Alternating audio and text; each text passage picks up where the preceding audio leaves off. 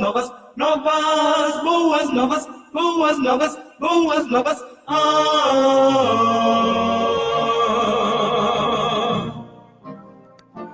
Bom dia a cada um que nos ouve nesta manhã do dia 3 de novembro de 2019. O nosso tempo aqui, embora seja curto, mas é muito precioso.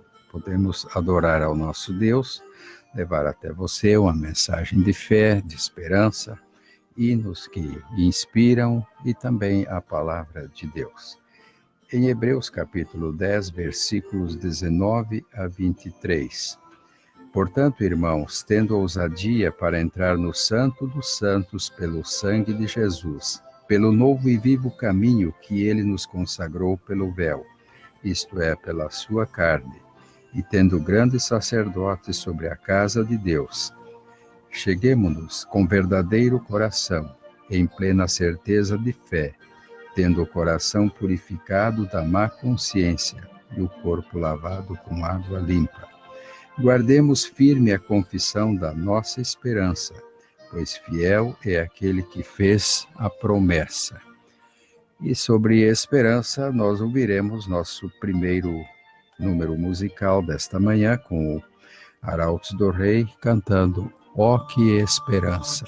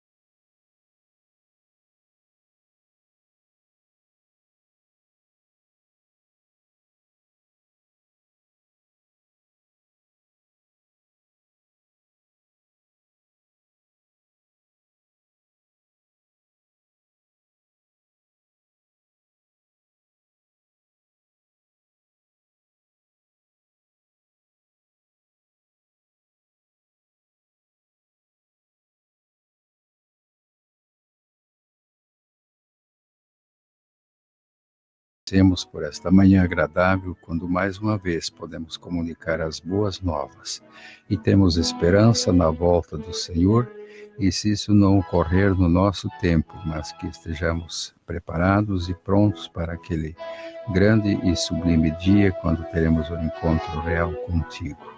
Nós agradecemos que tua palavra continua viva, eficaz e continua a falar aos nossos corações.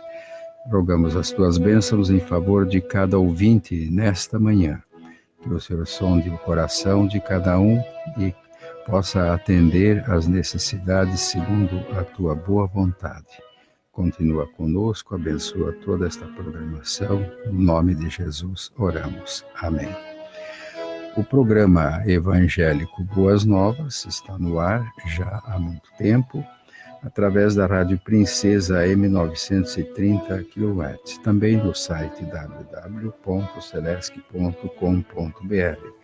E agora, com o uso dos celulares, www.ashradios.com.br, Rádio Princesa 930 AM.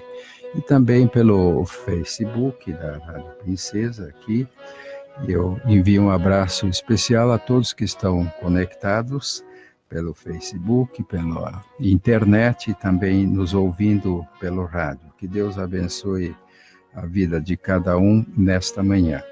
E nós ouviremos agora do coral Renascença, Louvor Reencontro, cantando Vitória em Cristo.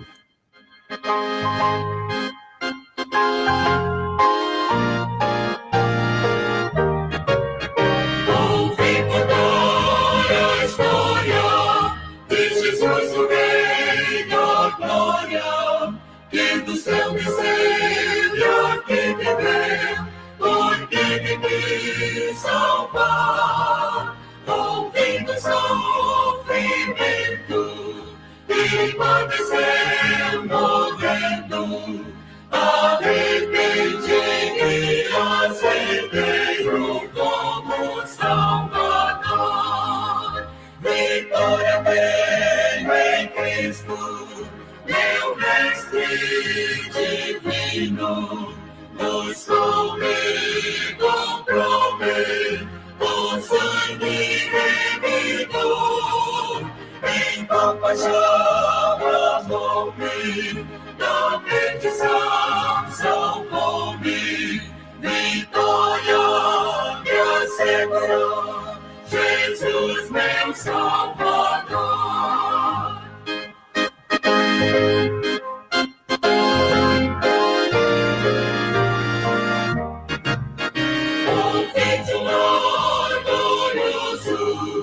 Jesus, o Rei bondoso, preparou do céu um dia ali, com ele vitorei.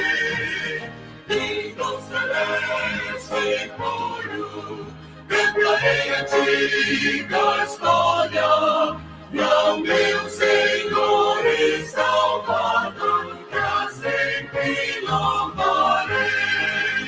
Vitória tenho em Cristo, meu Mestre divino, buscou-me, comprou-me, com sangue remidor, em compaixão amou-me, na perdição salvou-me, vitória me assegurou, Jesus meu Salvador.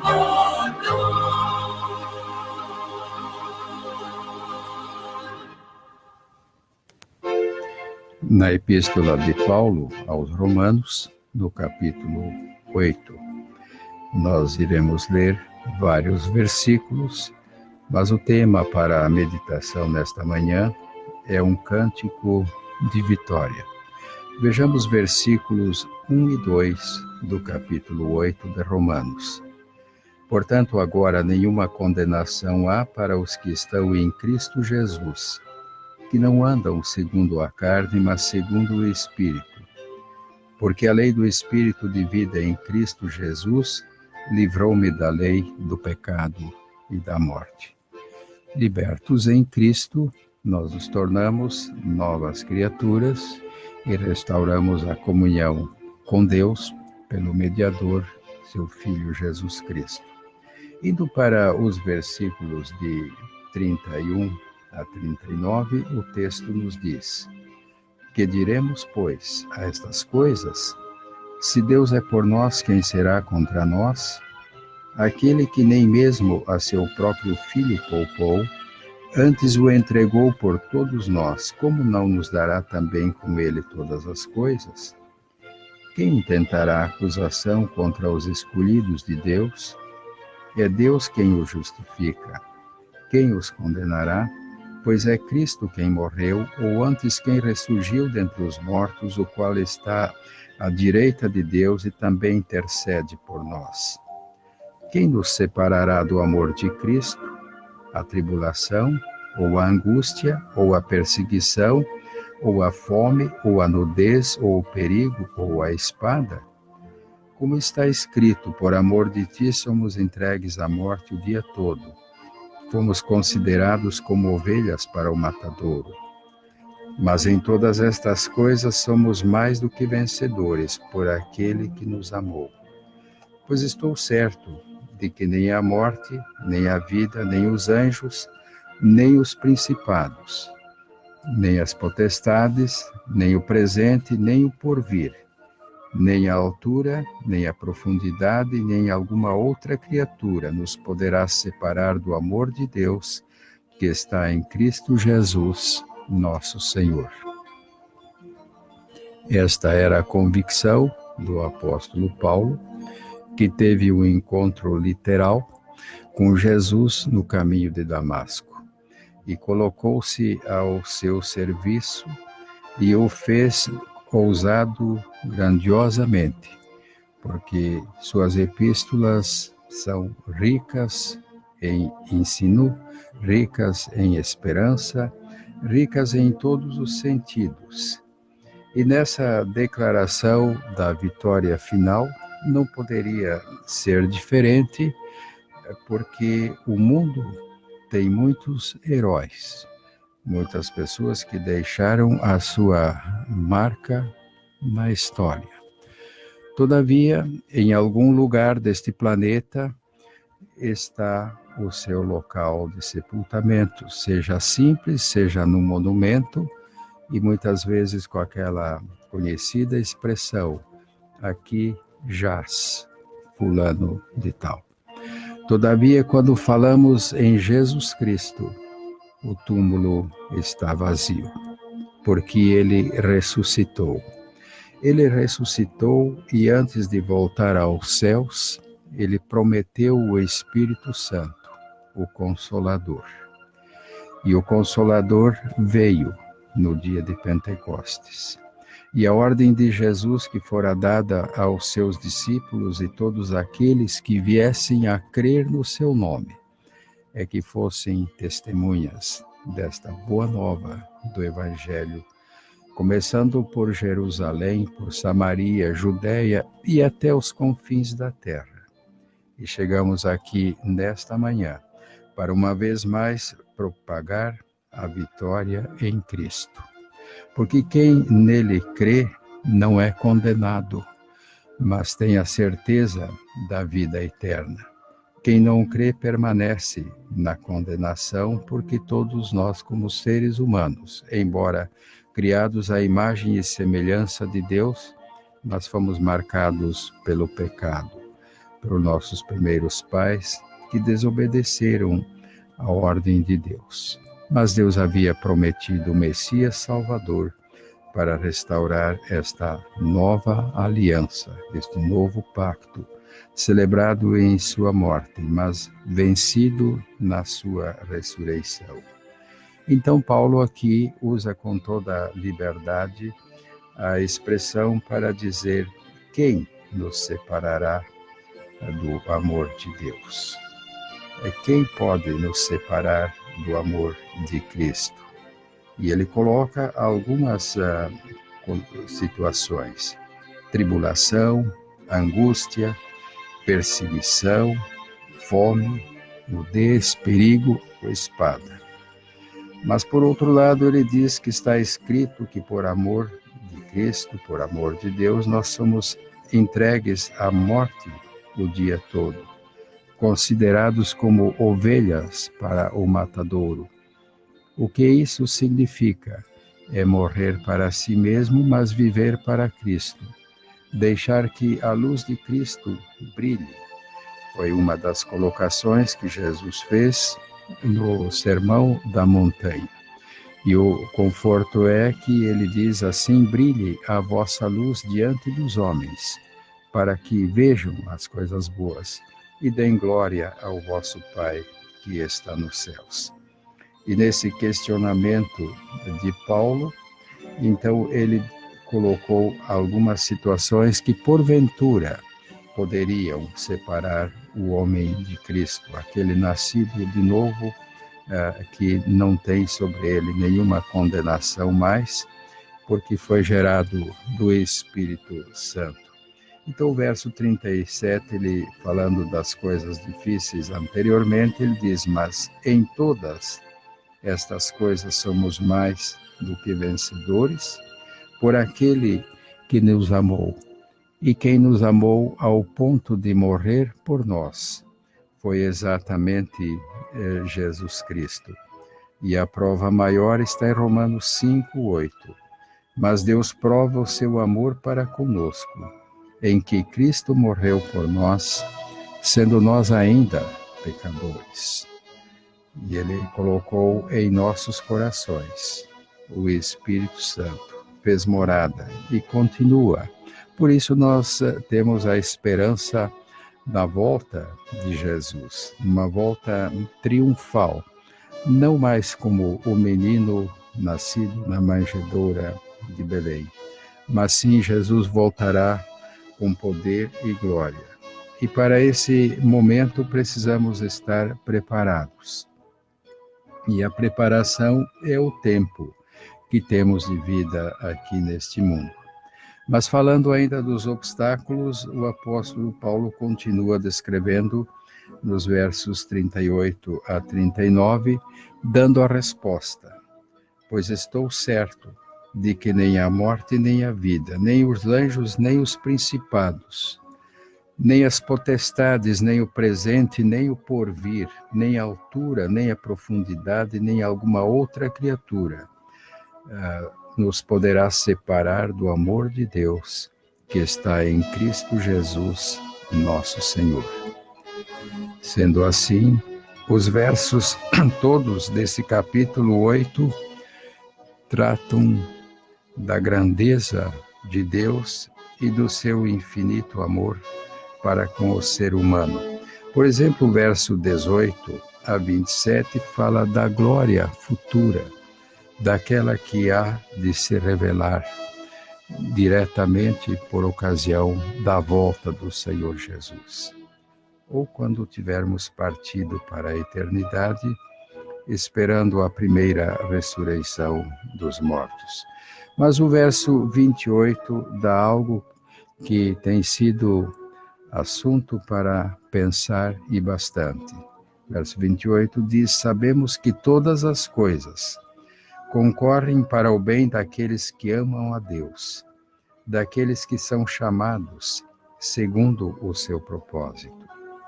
Muitas vezes nos acontecem coisas que no momento não entendemos o porquê, mas esse versículo nos assegura que todas as coisas cooperam para o bem.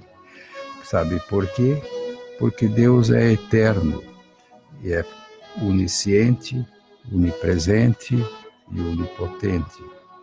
E se nós desejamos andar segundo o seu propósito, então Ele sabe o amanhã, Ele sabe o porvir, Ele sabe o momento certo de conceder cada coisa. Isaías capítulo 55, o verso 8 deixa claro isso. Pois os meus pensamentos não são os vossos pensamentos, nem os vossos caminhos, os meus caminhos, diz o Senhor. E continua o texto: assim como os céus são mais altos do que a terra, assim são os meus caminhos mais altos do que os vossos caminhos, e os meus pensamentos mais altos do que os vossos pensamentos. Assim como desce a chuva e a neve dos céus, e para lá não torna, mas rega a terra e a faz produzir e brotar, dar semente ao semeador e pão ao que come. Assim será a palavra que sair da minha boca. Ela não voltará para mim vazia, mas fará o que me apraz e prosperará naquilo para que a enviei. Sendo assim, podemos compreender melhor porque todas as coisas concorrem, cooperam para o bem daqueles que amam a Deus. Porque os pensamentos de Deus são mais altos e mais sublimes do que os nossos. E Ele conhece a nossa estrutura e sabe que somos pó. Mas é interessante esse comparativo da altura dos céus e a descida da chuva e da neve, como para lá não retornam, mas faz a terra produzir, dar pão àquele que necessita comer. E assim ele compara a palavra do Senhor, que é semeada, é lançada. Ela não volta vazia, ela faz aquilo que a apraz. Por isso nós temos o prazer e a alegria de propagar a mensagem salvadora em Cristo Jesus. E podemos concordar plenamente com o apóstolo Paulo de que esse texto do Cântico de Vitória se aplica a cada um de nós que crê no poder de Deus e já passou pelo processo do novo nascimento, deu entrada em seu coração, permitiu que o Espírito Santo entrasse e fizesse morada. Indo para o livro dos Salmos, no capítulo 18, versos 1 e 2. Eu te amo, ó Senhor, força minha. O Senhor é o meu rochedo, o meu lugar forte, o meu libertador, o meu Deus, a minha fortaleza, em quem me refugio. Ele é o meu escudo, a força da minha salvação, o meu baluarte. Essa era a convicção do escritor desse salmo, o rei Davi. E ele conclui este salmo nos versos 49 e 50. Pelo que, ó Senhor, eu te louvarei. Entre as nações cantarei louvores ao teu nome. Ele dá grandes vitórias ao seu rei. Ele usa de benignidade para com o seu ungido, com Davi e sua posteridade para sempre. E da família e descendência de Davi é que nasceu o Messias, o Salvador. Por isso, nós cremos na palavra de Deus como viva e eficaz, como o penetrante, como uma espada de dois gumes. Como diz o escritor aos Hebreus, no capítulo 4, e eu destaco exatamente o verso 12, pois a palavra de Deus é viva e eficaz, e mais cortante do que qualquer espada de dois gumes, e penetra até o ponto de dividir alma e espírito, juntas e medulas, e é apta para discernir os pensamentos e as intenções do coração. Por isso ela é a palavra de Deus, mas ela tem para nós algo ainda mais significativo, de um valor eterno e imensurável. Continua a leitura do verso 16. Cheguemo-nos, pois, com confiança ao trono da graça, para que recebamos misericórdia e achemos graça, a fim de sermos socorridos no momento oportuno. Então, que a nossa vida de comunhão com Deus, restaurada pelos méritos de Cristo Jesus e direcionada pelo Espírito Santo, possa ser uma vida vitoriosa em todos os sentidos, porque nós temos esta esperança de que quando as coisas cessarem aqui, a eternidade estará dando início a uma fase que não terá mais fim. Você crê no poder restaurador da palavra de Deus, que apresenta Jesus Cristo como a única esperança? Leia a Bíblia. Esta palavra vai aumentar a sua fé, conforme Romanos 10:17, porque a fé é pelo ouvir e é ouvir a palavra de Deus. E assim chegue com confiança em oração ao trono da graça, porque sua graça é sem par, ela é infinita. E ouviremos agora na voz de Edgar Martins cantando Infinita Graça. Ouçamos.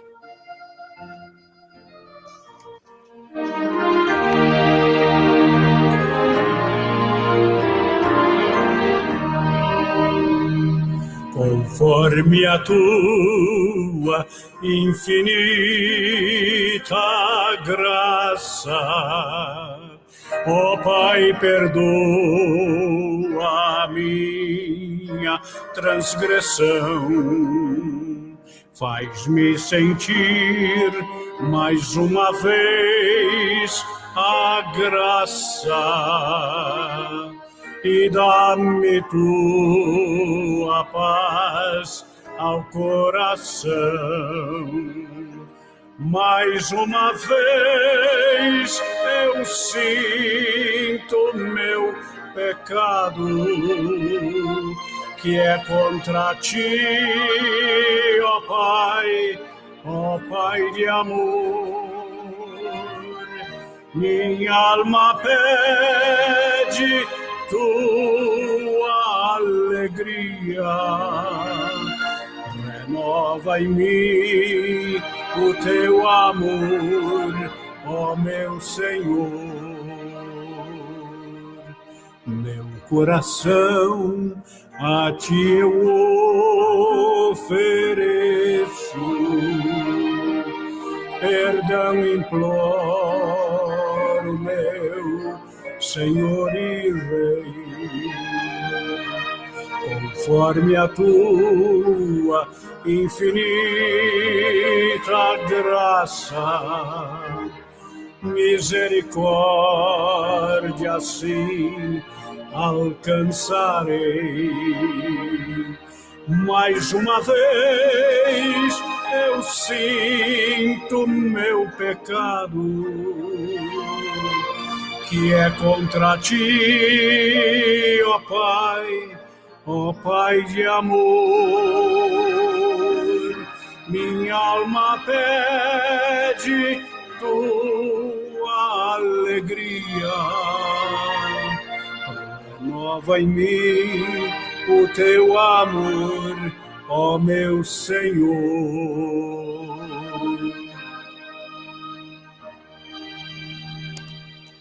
Foi muito boa a companhia conosco, agradecemos a cada ouvinte, cada um que tem divulgado esta emissora e esta programação. Que a cada manhã de domingo possamos ter a disposição e a alegria de estarmos juntos, cultuando ao Deus eterno. Nós agradecemos a cada um que tem estado sempre atento à programação Boas Novas.